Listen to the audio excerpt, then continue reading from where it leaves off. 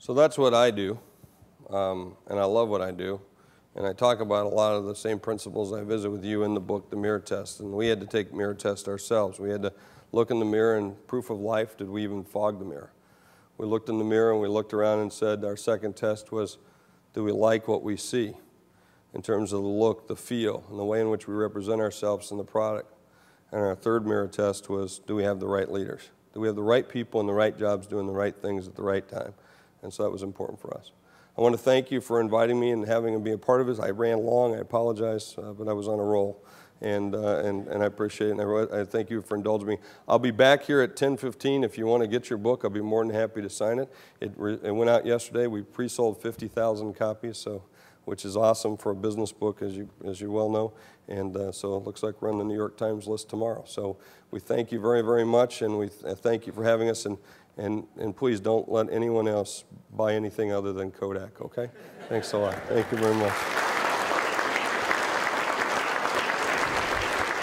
Right, so absolutely amazing. How many presentations do you get to go through where kind of it pulls at your heartstrings like that and you have a moment where it's pretty easy to get a little bit misty?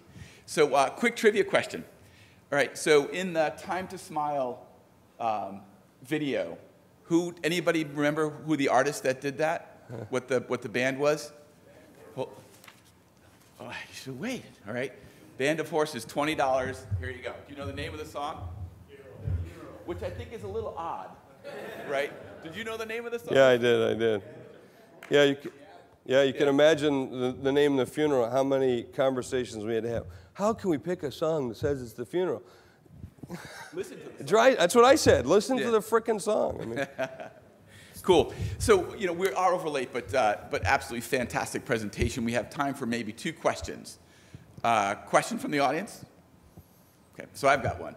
So a lot of the stuff that you talked about, Jeff, was you're a B2B brand. 70%, I think the number that you do is 70% of your revenue is B2B.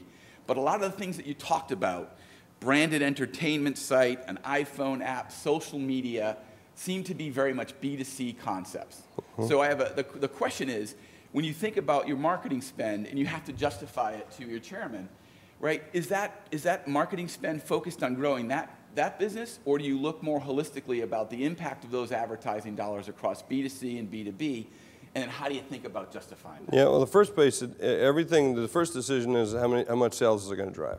I mean, that's the way I look at things. And and the second piece of it is then, look, everybody that's in our B2B space is also one of our consumers. If we start moving all the way to the B2B and we don't make some of the transition and we don't show some strength in the consumer piece, they're not going to buy the B2B space. And they won't, because they still are misty-eyed, and we pull on those heartstrings when they were sitting in the B2C side. So we want to play both of those. So by focusing on the B2C side with the message, we have an undercurrent of what that message is. So, for instance, when we do the inkjet commercial, and we talk about the Print and Prosper campaign, which is what it's called. You print, you prosper. That's what we advertise about it. You print, you prosper. We don't have draft buttons on our printers. I mean, who has a draft, prints out a draft of a photograph? I mean, give me a break. The only reason you do that is because you can't afford the ink. So our competitors put a draft boat. So we focus in on the quality of the printing, the value of the printing, and so forth. That big inkjet printer, does anybody want to know what the name of the inkjet printer is? It's called the Prosper Press. So everything that we're doing, it's so intertwined with one another. It's like bam, bam. And that's what we try to do, and that's the way we describe it. And so, because we want to get 360 around that customer, and so we focus on that. And if they see, and we got some cool stuff on this side, then it makes the other stuff look cool too. Because it's hard to make those presses look cool. It's hard to make a printing plate look sexy. I mean, you can't. So, but you can make the other things look cool. Great. One more question. Over there. Oh, there's.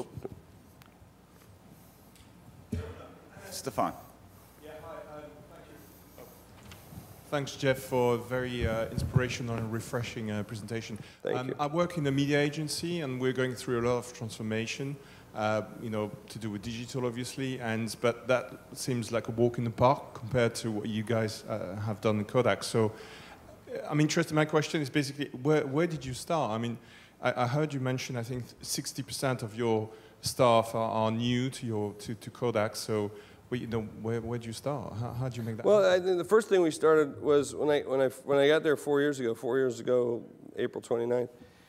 You know, I sit down with Antonio, the chairman. I said, look, we're messing up because things are breaking. We bought this company, we bought this company, we bought this company.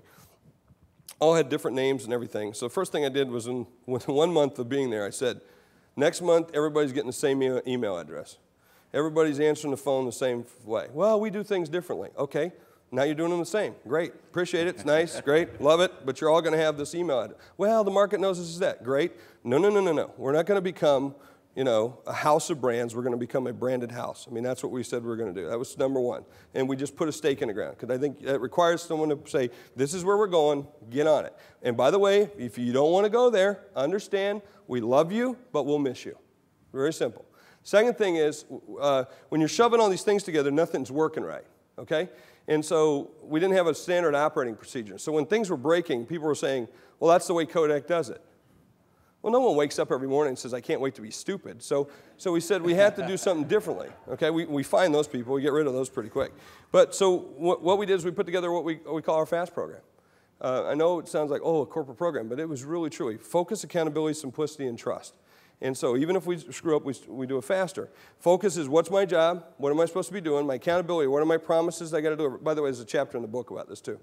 And because I do it everywhere I go, because that's what I do, is I come into companies, do this, and this is the longest I've ever stayed in one company in my life, which has been absolutely wonderful. And I've beaten the trend, which has been 4 years as opposed to 18 months for an average CMO. And then accountability is one of my 5 or 6 promises I got to deliver.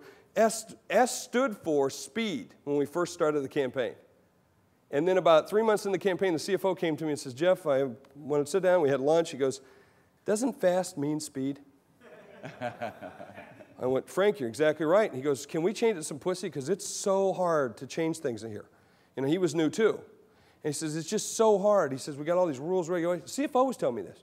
All these rules, regulations. He says, can't we make things simple? How about we change the S? I said, it's great. And he goes, but it's in the middle of the campaign. I said, who cares? That'll show an example of fast. Yeah, yeah. And so we changed it. So, I mean, it was awesome because then people say, well, they can do it, we can do it. And then T stood for trust, or what we call healthy debate. Because you got to imagine a big hierarchical organization, which it was. I mean, there were certain rooms you couldn't book unless you were a corporate executive. There were dining rooms at one time for executives over, and different levels of dining rooms depending on what your status was.